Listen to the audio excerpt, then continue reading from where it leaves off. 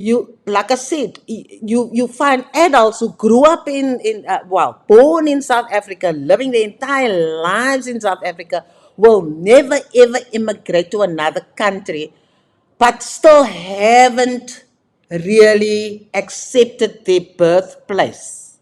And that for me is, it's sad. It's really sad, right? That's why we can't speak with confidence about our own country. That is why we allow sometimes people to take advantage of us, because we're agreeing with oppressors. We're agreeing with those people who have negative ideas about us, because we are entrenching it. We are confirming for them, yes, because if your own people don't believe in you, can you imagine how much weight we're giving somebody who's already skeptical about Africa, who's already skeptical about South Africa, who already thinks that we are third class citizens of the world? Do you understand how you are embedding those negative thoughts about your own country, right? And so we need to rethink, really need to talk about these things. Yep. So thanks for raising that, Tayana, and thanks for being here. I can't recall if, well, maybe you are on the joining us here on School Corridor, but I haven't seen a comment from you um, yet. Yes, Keenan, you love Tayana's pointers, and Ronald also loves a good point. I love that, yes. And interaction. Talking to each other. Yes. So, yes, if you just look at any other country, you know, I gave you the example of China because I was very fortunate to go to China. And let me just tell you, I was like completely bowled over. Completely bowled over, right? It was like a cultural tour, um, well, it's educational, but because this is the thing, guys. Here's the thing: your culture is who you are, what you made up, or what you stand for, what you think, what you believe. In other words, your culture is like I'm trying to think of something to say. Like your culture is like it's a it captures your values and your beliefs and your identity, your culture, right? It's an expression of that. Maybe I should explain it like that, right? It's an expression of your identity, your beliefs, your values, what you stand for, and all that. And that's why, and I'm sure most of you will have probably heard that you, how do you win people over? How do you make sure that people are forever enslaved? And I'm talking about mental enslavement, right? Mental enslavement, emotional enslavement. It's by propagating your culture.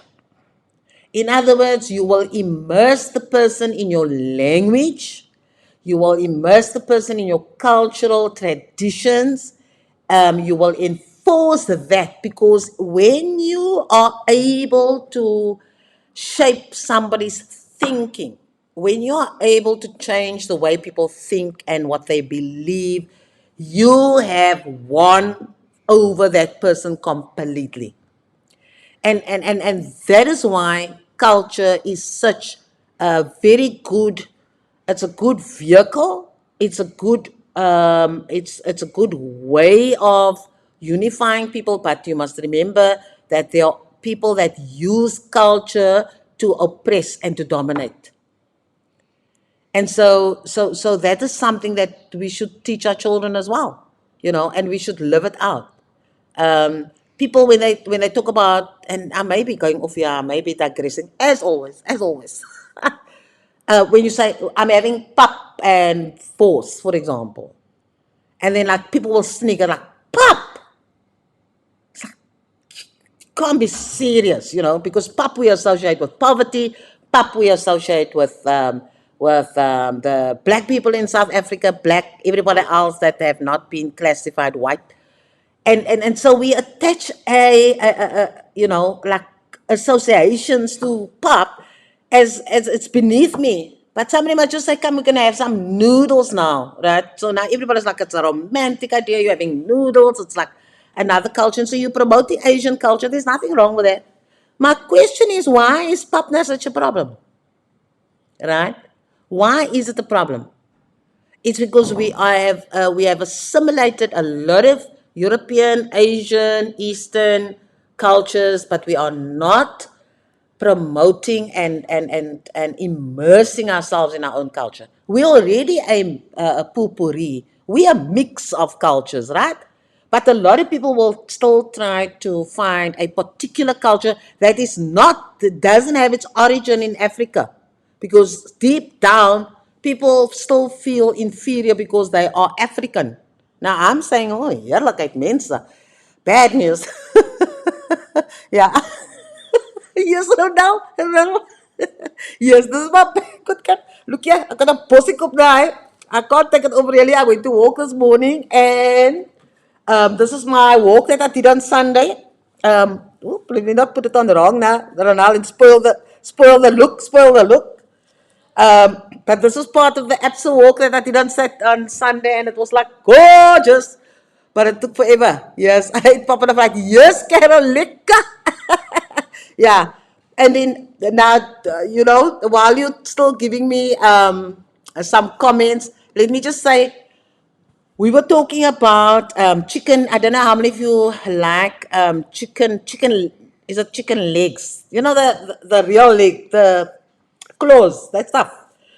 Um, and then people were like, we were talking, and I said, no, I love it. I remember us eating it when we were kids. And I said, and I love, I said, and you know what? In China, it's also quite a delicacy. And I said, and I love when I'm on the road. I remember once I was busy helping to, I was a resource person at the post in Philippi, and then they ordered food for us, and then of course we had mountains of meat, which I love, and then they were teasing me. The guys were teasing me, and they said, "Yeah, we must still, they must get some sheep head." I said, "No, I ate we used to eat sheep head as well because we had a neighbor who used to clean the sheep's head, and I said it was very nice. I quite enjoyed it, and I said, and I love chicken, the chicken feet, and then that was nice because we somehow, I don't know, and the people that I was speaking to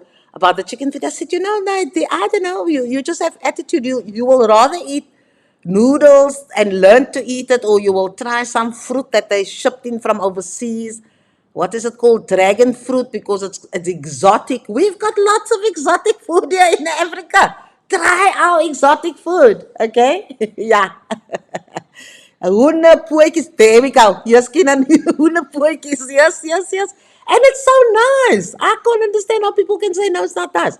Yeah, so we need to be, we really need to be, I think we need to work on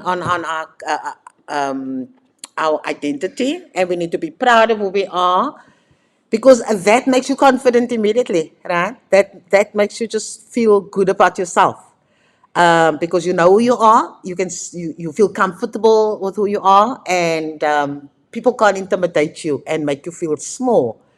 Wow, in most cases, right? Because you know who you are, and you're not hiding anything, and you don't have to pretend who you are. Yes.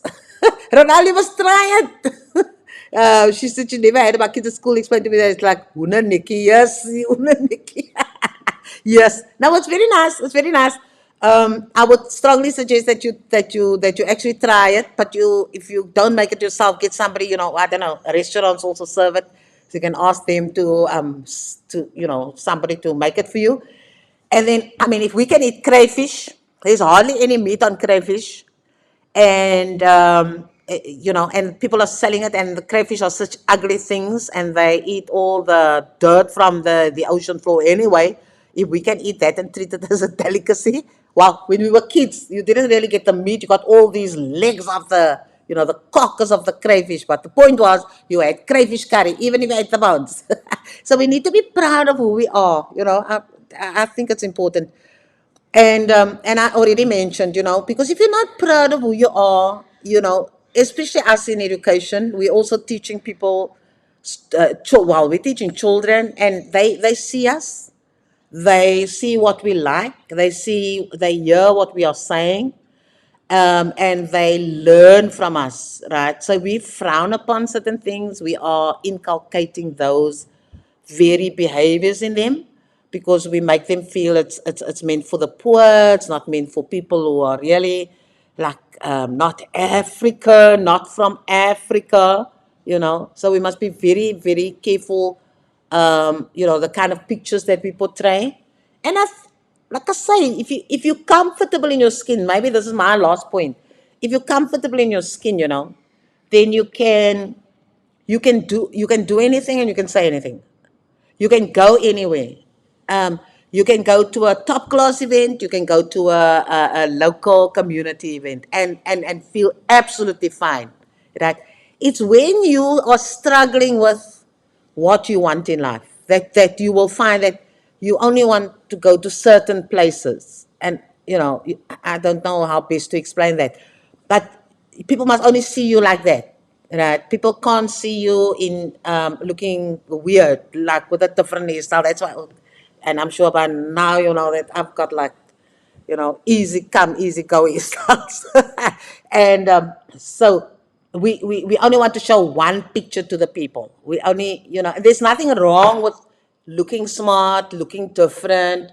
But if you become hooked on that's the perception you want to create, right? That's who you are, then you're going to see at some point you're going to trip.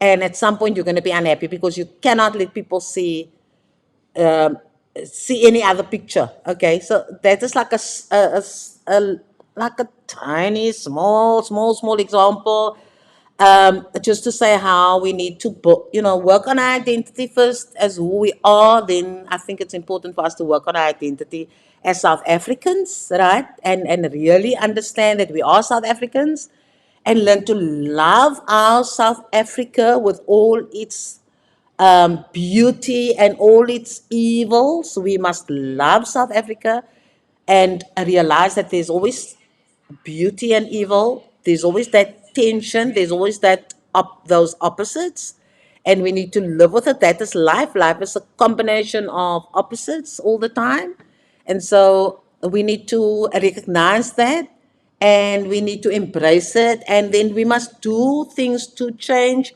things that are not so good, right? If we can.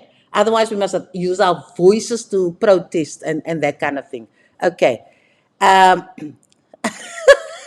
Ronald, that's, I like that. Ronald says, it is Ronald, we don't want you to be now headless by the time we're done with Africa Day and just the general conversation. But guys, yes, thanks for that, Ronald.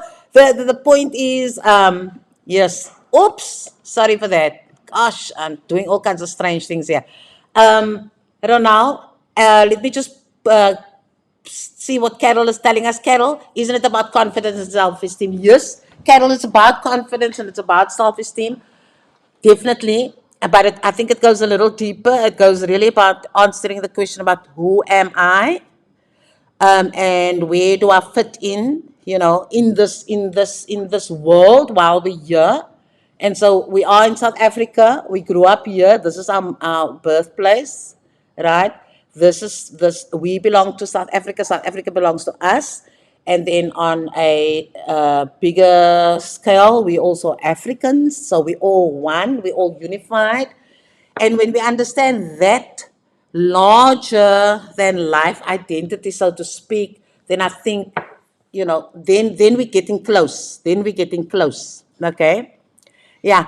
Lance says, Lance, it links back to the point of not understanding our culture and history, and this leads to cultural confusion, which results in many issues we often face in South Africa. Yes, understanding and embracing are very important aspects. Yeah, for sure, Lance. I love your thinking. You also right to raise those issues.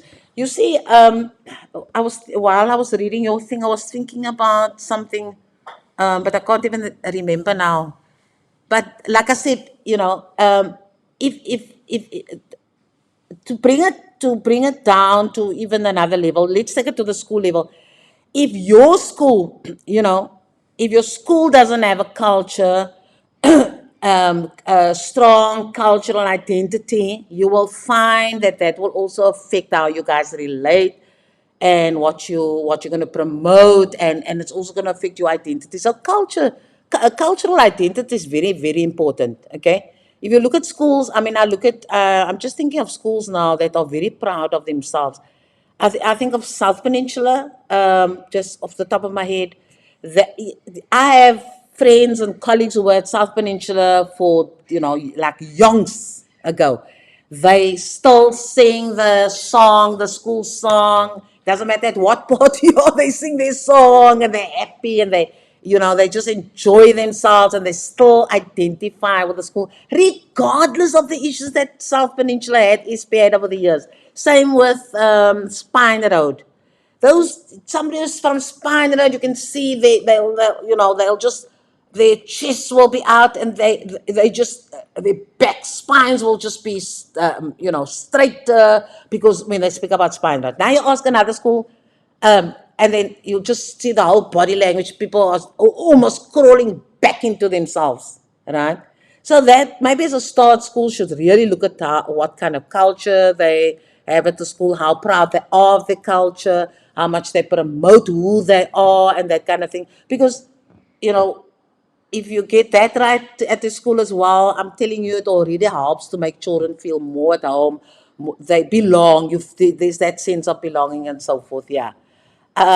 Same with Para. Oh, Jonathan, same with Para. Yes, I'm not familiar with this, but I can imagine, right? I come from Grassy Park High School. Let me just tell you that I was the mascot of Grassy Park High, as far as I was concerned, right?